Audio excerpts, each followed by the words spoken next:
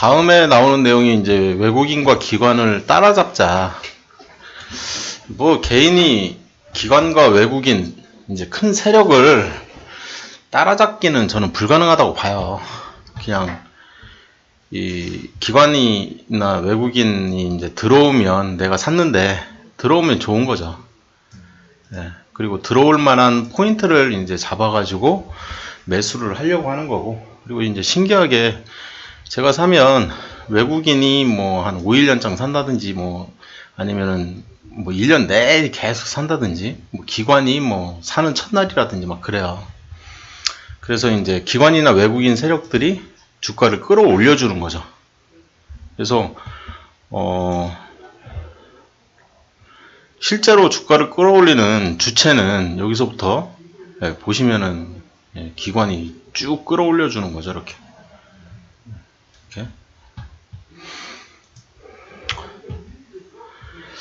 기관이나 외국인은 이제 세력이죠. 그래서 세력은 이 세력에 대한 얘기가 제가 얘기하는 이제 작전 얘기거든요. 그래서 그냥 개인이 하는 작전을 이해를 하면 그게 내내 이제 외국인이나 기관도 뭐 크게 다를 바가 없기 때문에 저희가 얘기하는 이 작전주, 이거는 이제 109페이지짜리 또 다른 PPT인 거죠. 그래서 이쪽은 말 그대로 이제 작전 세력에 의한 급등주 이해라고 이제 말은 그런데 세력, 선도 세력, 선도 세력을 어떻게 이해하면 되는지 그거에 대한 이제 강의는 별도로 만들어 놨어요. 그래서 이제 외국인이나 기관이 매집을 했을 때 그 종목이 이제 급등을 딱 한다면 어떻게 그거를 이제 발굴을 할 거냐, 그런 내용하고 이제 실전 사례 이제 좀 막 나오는데 코스피나 코스닥 얘기들이 이제 진행이 막 되는 거죠. 근데 이 정보의 질을 파악하는 능력이 워낙 크기 때문에 이 외국인이나 이 기관이나 사실상 따라잡기는 하늘의 별 따기죠. 그래서 자금 규모면이나 정보력, 뭐 실력도 마찬가지고, 뭐 트레이딩 실력을 얘기하는 거죠. 또는 이제 이 보는 능력이죠. 보고서를 보는 능력. 그런 것들이 따라잡는다는 건 사실상 그냥 희망사항인 것 같아요. 급등 초기 발굴법 해가지고 어떻게 포착할 거냐. 그래서 순매수, 최소 한 일주일 정도. 그런 종목들을 이제 쭉 골라내는 거죠. 그런 다음에 이제 보겠다, 그런 얘기인데, 뭐 매수 강도도 좀 보고, 그래서 양봉 개수가 좀 많았으면 좋겠다. 그 다음에 거래량도 이제 계속 좀 증가 추세였으면 좋겠다. 그리고 뭐 기관의 디지털 시그널, 요거는 이제 제가 얘기하는 거라서 이 책 내용하고는 좀 맞지는 않긴 하지만, 이런 것들을 파악하는 것도 다 이쪽 책에서 다룹니다. 이쪽에서. 그래서 스텝 3, 급등주 배울 때 배우기 전에 이제 작전을 좀 이해를 한 다음에 급등을 배우게 되는 거죠. 그 다음에 이제 외국인과 기관의 매도 종목을 어떻게 포착할 거냐. 뭐 3일 연속 음봉으로 이제 계속 마감을 할 때 그때 리스크 관리를 좀 잘했으면 좋겠다. 그 다음에 5일선 이탈을 하면 신규 매수는 좀 자제했으면 좋겠다. 그 다음에 거래량이 좀 갑자기 줄어들고 그러면 조심해라, 그런 얘기들이고, 사실상 이 외국인과 기관 따라잡기 섹션 같은 경우에 이 내용 면에서 좀 부실한 것도 상당히 많고, 이 책에서는 일단은 한번 전체적으로 그냥 요런 내용이 있구나, 그 정도만 이해하고 넘어갔으면 좋겠어요, 이쪽 책에서는. 그래서 제가 얘기하는 이제 심리적 분석이죠.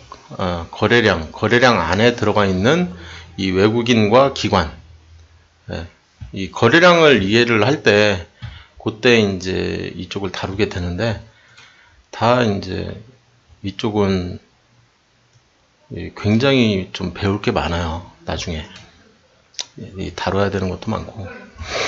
그 다음에 이제 신규주 같은 경우에 저는 이 신규주는 안 합니다. 그래서 이 X파일에 있는 내용 정도 이해를 하시면 될 것 같고요.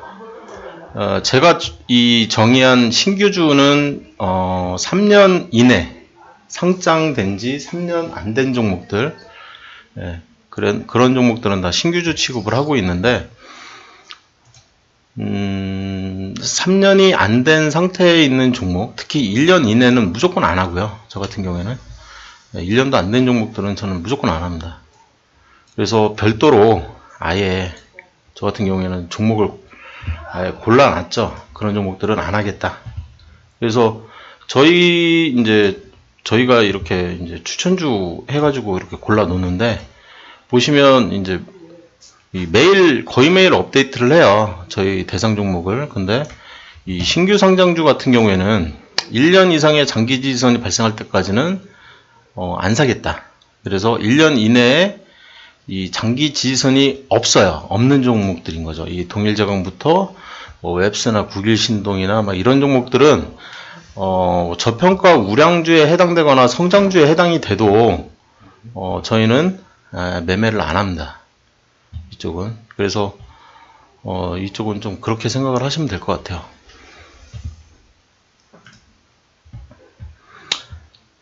신규주 얘기고요. 그래서 신규주 같은 경우에는 특히나 이제 안 하는 이유 중에 하나가, 저희는 이제 재무 분석을 하는데, 저희 재무 분석의 가장 기본 중에 하나가 뭐냐면, 이쪽에 보시면 이 순이익이 있어요. 포괄 순이익. 3년 연속 흑자를 보거든요. 3년 연속 흑자. 요거에 위배가 돼버려요. 3년 연속 흑자에 위배가 돼버립니다. 신규주가. 그래서 이제 그런 종목들은 다 드러낸 거죠. 안 합니다. 재무 분석 자체가 안 되는 거죠. 그래서 기본적 분석에서 막혀요. 그런 애들은. 그 다음에 기술적 분석을 하려고 봤더니 이제 지지선이 없는 거죠. 심리적 분석이긴 하지만 지지선이 없어요. 심리적 분석에 해당되는. 그런 애들은 분석 자체가 안 되는 거죠. 그죠? 기술적 분석은 이제 당연히 할 수는 있고요. 기술적 분석은 할 수 있는데 심리적 분석이 안 되는 거예요. 그래서 기본적 분석과 심리적 분석에서 다 드러내집니다. 자연스럽게. 신규주 같은 경우에. 그리고 이제 이런 데이터가 있어요. 신규주는 상장 첫 해에 50%가 상장 폐지돼 버리고요. 나머지 90%가 3년 내에 퇴출되는 이런 이제 통계가 있거든요. 그래서 3년 정도는 차라리 안 하는 것도 나름 괜찮다. 그런 생각을 하는 거죠. 신규주는 이제 분포를 확인하고 뭐 최대주주가 누군지 뭐 이 공모주 같은 경우에도 저는 안 한다는 거죠. 무조건 돈을 벌 수도 있겠지만 저는 이제 공모주는 우리사주나 뭐 이 개인 일반 청약 같은 거 다 안 하거든요. 왜냐하면 데이터가 없기 때문에 그런 거예요. 저는 데이터가 없기 때문에 그런 데이터가 없으면 제공을 해주면 모를까. 제공을 안 하면 저는 안 하겠다. 그래서 이제 분석 핵심 포인트 막 나오는데 뭐 안 하니까 넘어갑니다. 다. 그 다음에 신규주 분석 같은 경우에는 가장 기본적인 게 뭐냐면 결국에는 기관과 외국인이거든요. 아까 이제 짧게 본 이 웹스라는 종목 같은 경우에도 보시면 알겠지만 이 기관이나 외국인이 들어오질 않아요. 들어오질 않거든요. 신규주 같은 경우에. 지금 얘 같은 경우에 아주 따끈따끈한 6개월짜리인가? 한 7, 8개월 됐네요. 신규 지금 상장한 지. 근데 이제 처음에 이제 잠깐 들어왔다가 이제 다 나가버리잖아요. 기관도 이제 바로 나가버리고. 이 신규주를 하기가 좀 쉽지는 않아요. 내부 정보가 없어요. 내부 정보를 이용하는 거는 이제 불법이죠. 내부자 정보는. 불법을 저는 별로 안 좋아하기 때문에. 그 다음에 이제 기관별 매매 기법 막 나오는데,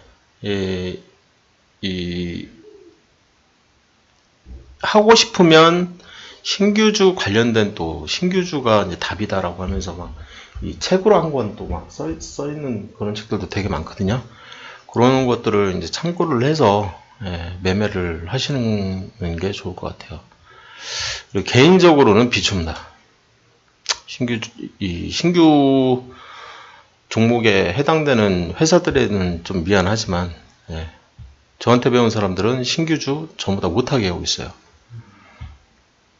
초보들이기 때문에. 테마주는 아까 이제 저한테 이 계절 테마주 안 해? 하죠. 왜 안 하겠어요? 하죠. 하는데, 제가 하는 애들은 별도로 있는 거죠. 그래서 이 계절 테마주들 중에 요즘에 이제 한참 황사 때문에 지금 봄이잖아요. 그래서 봄 같은 경우에는 이제 황사 때문에 이제 크린앤사이언스 같은 종목들이 이렇게 좀 움직일 수가 있거든요. 봄에.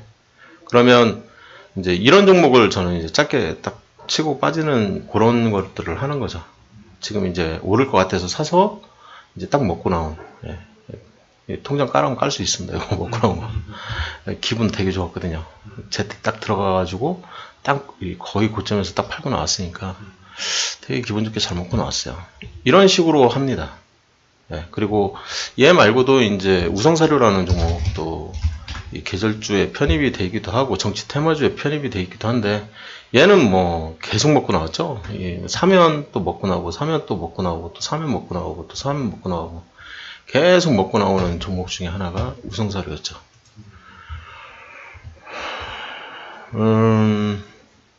테마주는 재밌죠. 제가 이제 테마주 얘기를 할 때 빼놓지 않는 게 이 빅텍과 빅텍이라는 종목과 나름 저점에서 사면 계속 먹고 나오는 이제 건덕지가 있는 그런 종목. 그 다음에 이제 좋은 사람들. 그래서 남북이 화해 모드로 간다 그러면 좋은 사람들. 그 다음에 남북이 좀 분열 상태로 간다 그러면 빅텍. 저는 이 한 종목씩만 계속 다른 종목은 일치 안 보고요. 이 두 종목 위주로만 본다고 생각하시면 될 것 같아요. 그래서 나름 저점에서만 사면 그냥 계속 먹고 나오는 그런 패턴이 만들어지기 때문에. 그리고 이제 주도주와 이 주변주 얘기를 어떻게 다른가 하겠죠? 이 주도주와 주변주 얘기가 이제 나오는데, 사실상 이 주도주 찾기 어떻게 하면 되냐?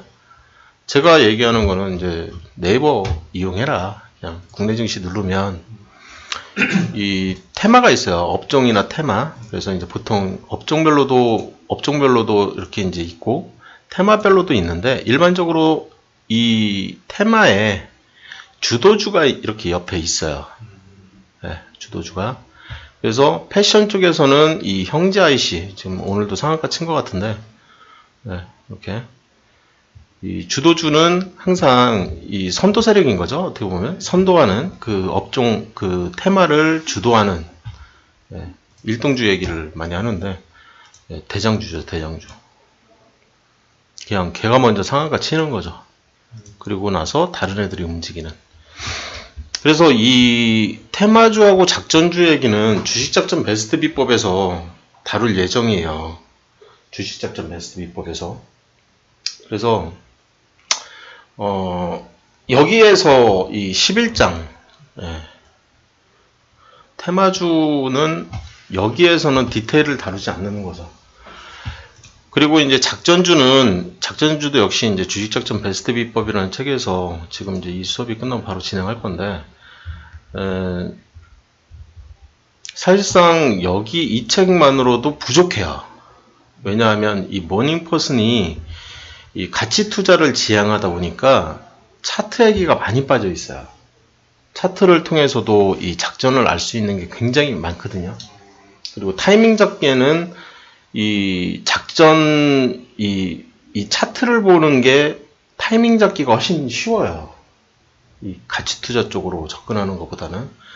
그래서 그쪽 차트가 빠지다 보니까 그쪽 설명들이 다 빠져 있는 거죠. 그래서 이제 그런 설명들을 다 집어넣은 게 제가 만든 이 작전주 이해라고 생각하시면 될 것 같아요. 설명이 너무 많이 빠져 있어서 별도로 구성을 해놨습니다. 그래서 여기에서는 그냥 전체적으로 이런 내용들이 있구나. 그리고 여기에서는 완전히 그냥 서머리 정도 배운다고 생각하시면 돼요.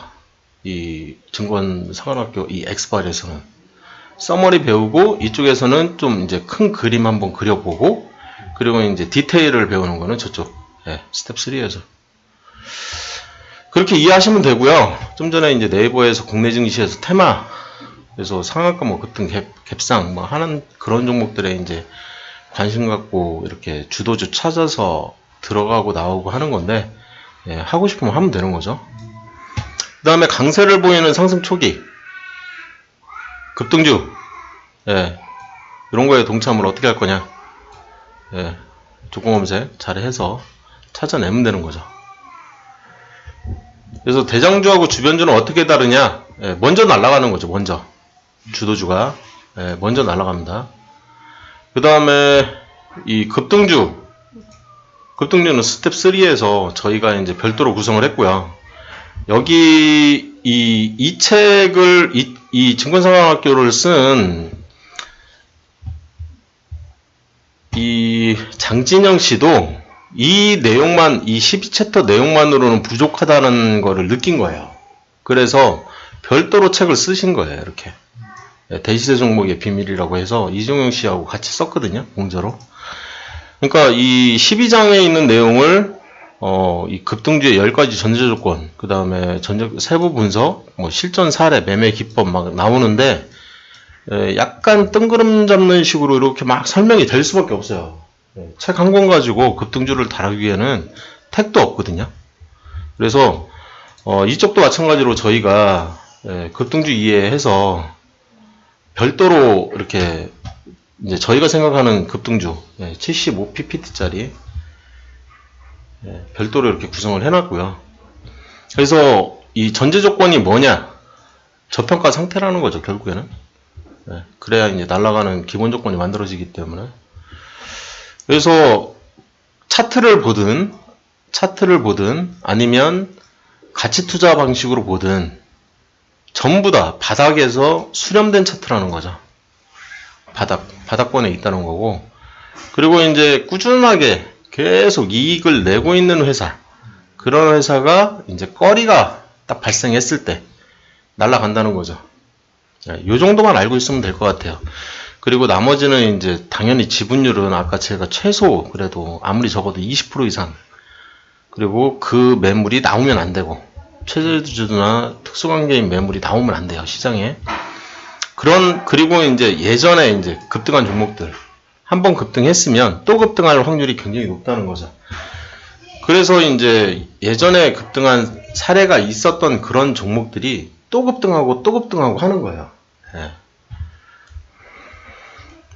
그 예제는 뭐 수도 없이 많으니까 이 책에서도 이제 굉장히 많은 종목들을 다루고, 그런 대표적인 케이스가 파루라고 생각을 해요. 저는 대표적인 케이스가 꺼리로 막 이 상한가 치면서 날아가는 종목, 다 상한가거든요. 이게 막 상한가 치면서 뭐 감자를 했든 뭐를 했든 어쨌든 제가 이 시점에만 사면 되는 거잖아요. 이런 시점에만 사가지고 날아가면 먹으면 되는 거니까.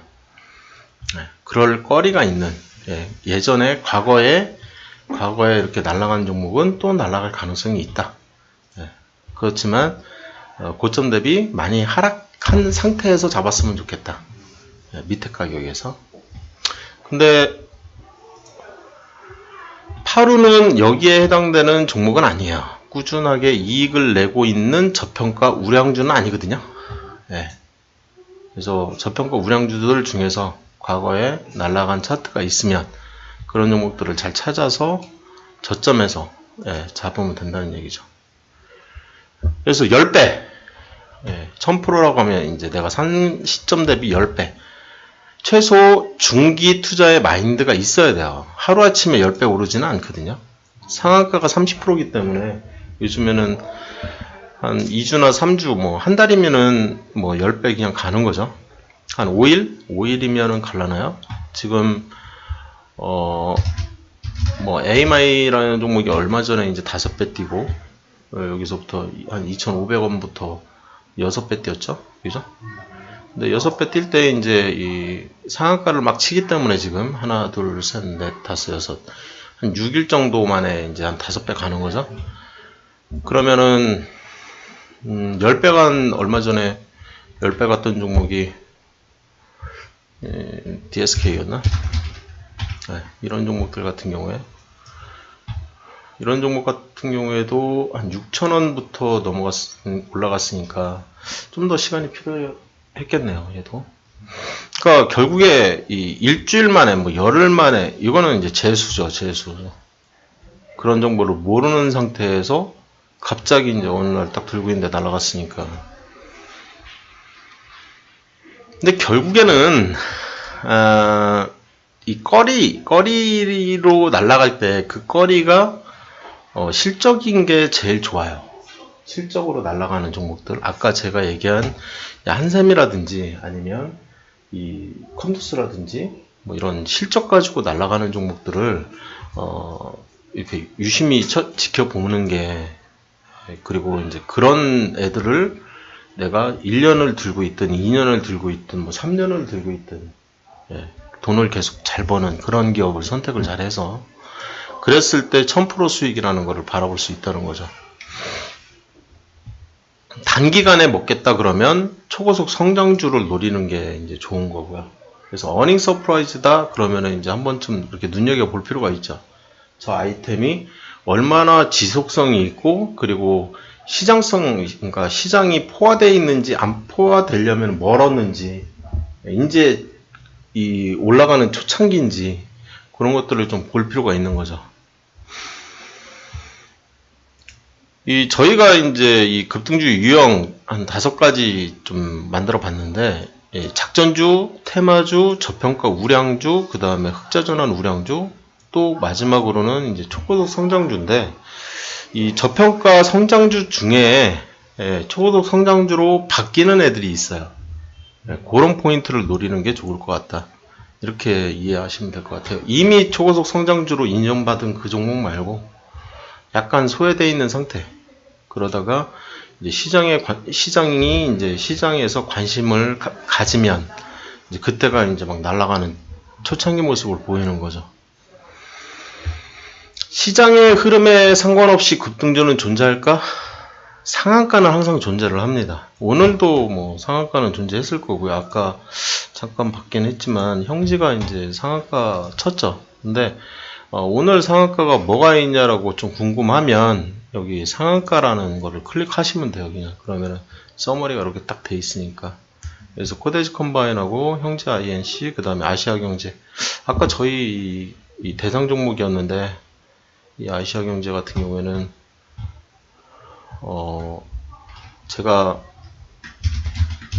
이 아시아경제가 이제 오늘 급등주에 떴는데 제가 알려드리지 않았잖아요. 알려드리지 않은 가장 큰 이유가 3년 이내, 3년 이내, 그리고 지지선도 1년짜리가 만들어지지 않은 그런 기업이었기 때문에 제가 이제 일반인한테 오픈을 안 한 거죠. 이 종목이 아까 낮에 여기서 막 이렇게 뜨고 있었거든요. 그래서 이제 얘는 진짜 갈 것 같은데 라는 생각은 들었는데 저도 안 삽니다.